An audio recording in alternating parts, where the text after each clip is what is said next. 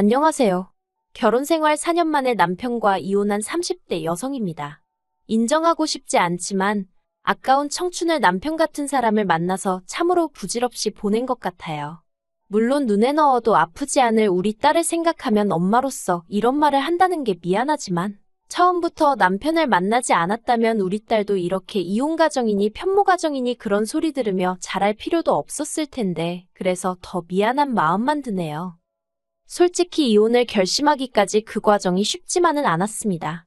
이혼녀라는 딱지를 달고 혼자 딸을 키울 생각을 하니까 눈앞이 캄캄했거든요.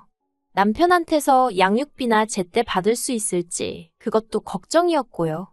그래서 비록 제가 안정적인 직장을 다니고 있기는 했어도 몇 푼이라도 더 받아내야겠다는 생각뿐이었어요. 사실 남편이 완벽한 사람은 아니었지만 그래도 이렇게 이혼까지 하게 될 줄은 몰랐습니다. 어떻게 보면 저희가 이혼하게 된 불씨를 던진 사람은 남편이 아닌 시동생이거든요. 그리고 시동생 이야기를 하려면 일단 남편 이야기를 안 할 수가 없네요.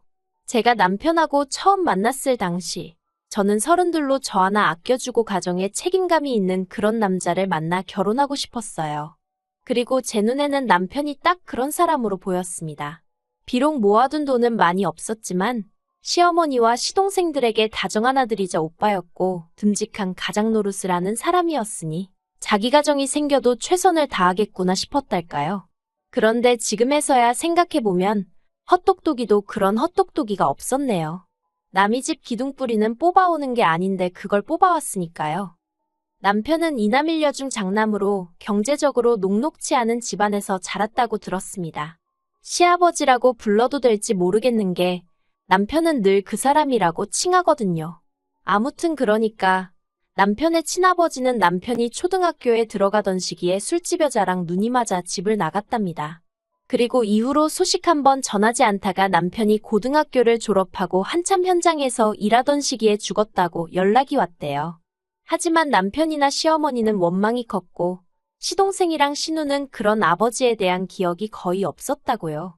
그래서 장례 같은 것도 따로 안 치렀다 들었습니다. 그리고 저는 그 사연을 듣는 동안 가슴이 너무 아팠어요.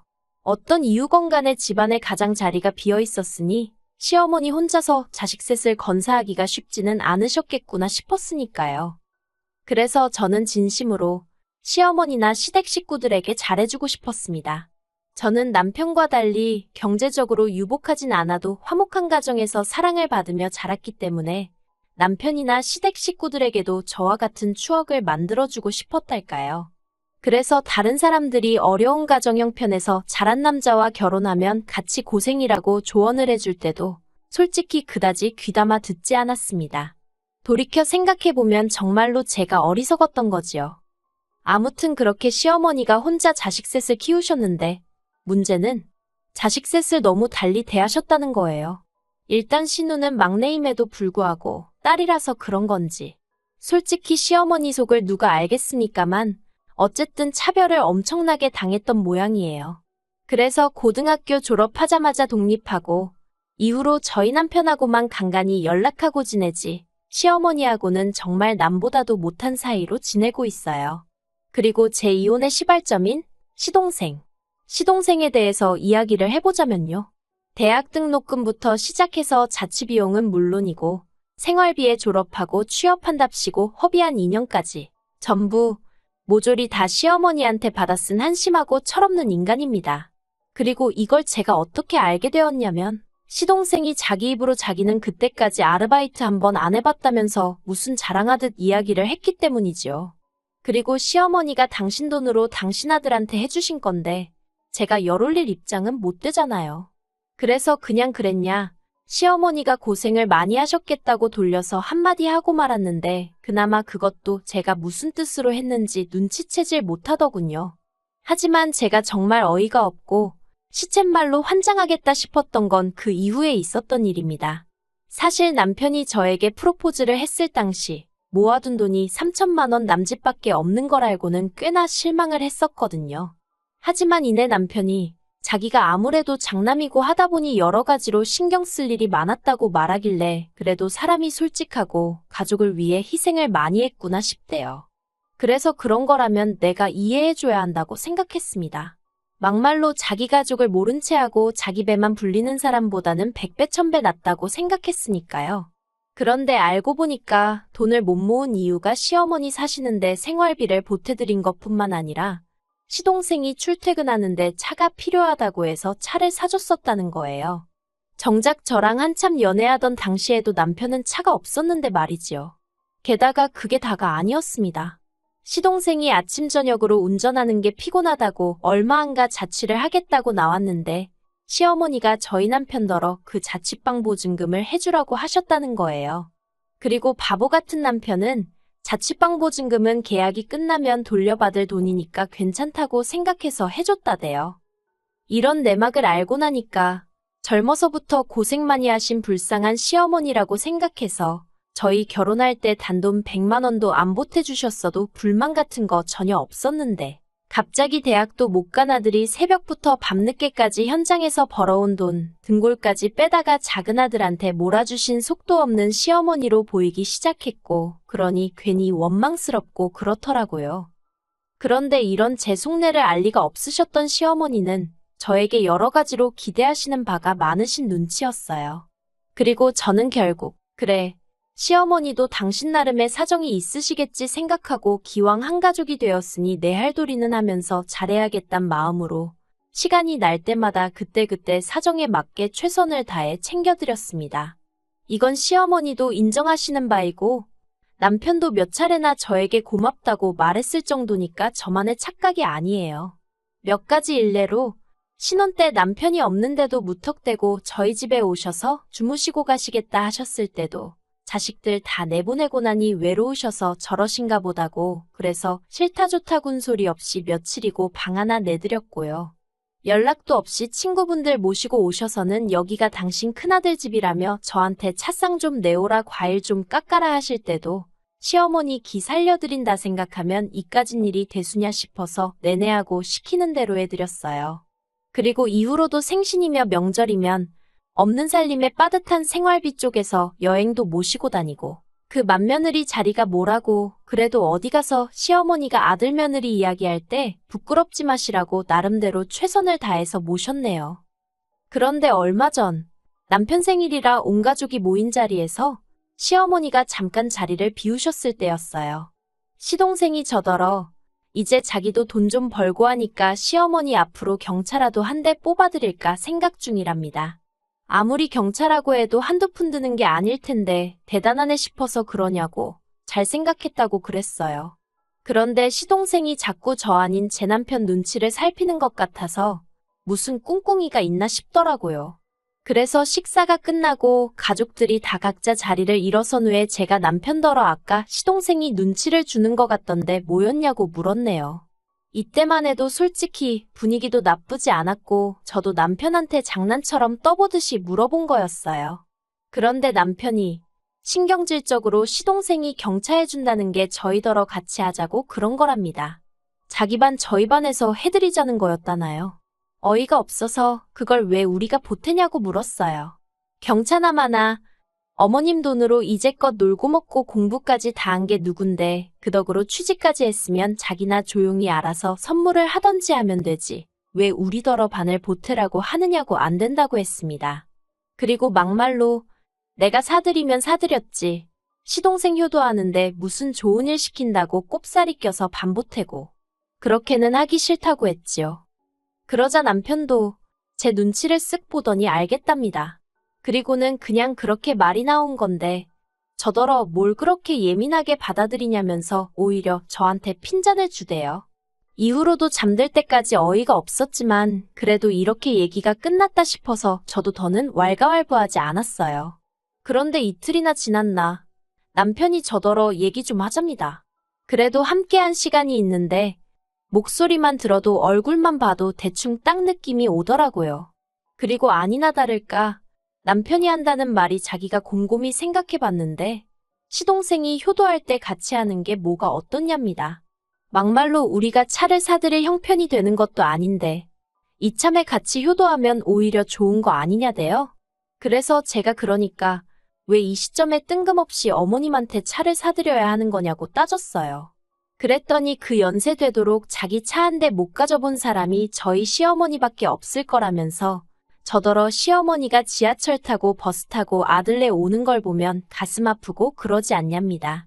정말 황당하기 짝이 없더라고요. 그래서 저도 가슴 아프고 말고 할 게 뭐가 있냐고, 다들 자기 형편에 맞춰서 사정에 맞춰서 사는 거지. 그리고 자동차라는 게 사기만 하면 거기서 끝이냐고, 보험료 내야지 유지비 들지, 기름값은 어떻게 하실 건데 하고는 막 따졌네요. 그러자 남편이 자기 어머니 형편이 어떻길래 그런 소리를 하냐면서 저한테 막 삿대질까지 하는 거예요. 그리고 그런 남편의 모습을 보고 있자니 진짜 깝깝하고 열받고 어처구니도 없고 저 인간은 속도 없나 싶어서, 당신은 그렇게 어머님한테 뒷바라지는커녕 제대로 된 대접도 못 받으면서 시동생한테 돈도 한 번 뜯겼으면 됐지 또 뜯기고 싶어서 그러냐고, 정말 뭐 느끼는 게 없냐고 화를 냈습니다. 그랬더니 결혼 전에 있던 일이고 못 받아도 자기가 못 받았는데 왜 네가 난리냐면서 오히려 저를 이상한 사람으로 몰아가더군요. 그리고 그 순간 저는 망치로 머리를 한 대 맞은 듯 했습니다. 저는 남편과 제가 평생을 함께할 운명이니까 남편 일이 제 일이고 제 일이 남편 일이라고 생각했으니까요. 그래서 남편의 힘들고 어려웠던 시절마저 제가 감싸주려고 했는데 남편 본인이 저더러 필요 없다고 말한 거나 마찬가지였지요. 그래서 제가 남편더러 그럼 당신 능력으로 경찰을 해드리던지 버스를 사드리던지 마음대로 해라. 대신 앞으로 나는 시댁일에서 신경 끄겠다 했습니다. 나는 친정에 잘할 테니 당신은 당신 집에 잘하라고요. 그랬더니 남편이 자기는 일 때문에 바빠서 그렇게는 못한답니다. 그래서 그건 당신 사정이지 하니까 남편이 저더러 너는 맏며느리잖아 하고는 소리를 빽 지르는 거예요. 그리고 그 순간 이 인간은 내가 뼈 빠지게 며느리 도리하는 건 좋으면서 어쩌다 내 목소리 한 번 내는 건 용납이 안 되는가 보다 싶은 게 더는 이렇게 살면 안 되겠다 싶대요. 그래서 제가 남편에게 그럼 나는 이 집에서 뭐냐고, 어머님 비위나 맞춰드리는 사람이냐고, 그런 거면 더는 그 짓거리도 못하겠다고 이혼하자 했습니다. 그랬더니 남편도 한다는 소리가 그까짓 거 경차 돈반 보태는 거 1,000만 원이면 뒤집어 쓸 건데 그깟 돈 때문에 집안 분란을 일으키고 시어머니 가슴에 대못을 박았다면서 자기야말로 저랑은 못 살겠답니다. 저한테 너무 실망했다나요. 그리고는 한다는 소리가 이혼 소리는 제 입에서 먼저 나왔으니까 제가 위자료를 줘야 된대요. 우리 딸이 아빠 없이 자라게 된 것도 전부 다 저 때문이라면서 그 어린 애한테 너는 엄마 때문에 이제 아빠 못 보고 사는 거야. 그 소리를 몇 번이나 하는 게 아니겠어요. 정말 또라이도 저런 또라이가 있나 싶어서 결국 그 길로 애 데리고 친정으로 나왔습니다. 그리고 저는 바로 변호사를 고용했어요.